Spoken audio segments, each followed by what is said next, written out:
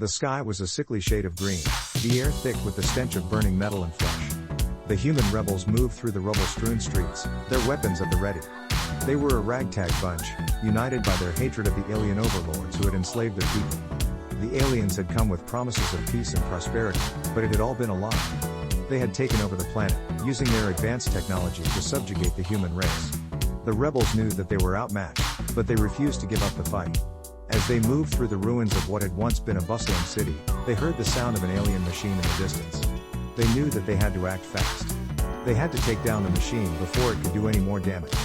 The rebels split up, moving quickly and quietly through the rubble. They knew that they had to work together if they were going to succeed.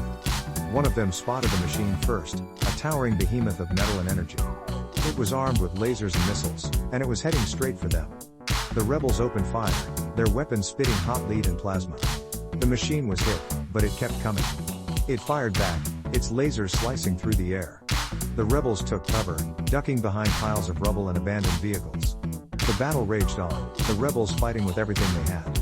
They were outnumbered and outgunned, but they refused to give up. They knew that they were fighting for something bigger than themselves. They were fighting for the freedom of their people. Just when it seemed like all was lost, a miracle happened. One of the rebels managed to get close enough to the machine to plant a bomb. The explosion was deafening, the force of it knocking the rebels off their feet.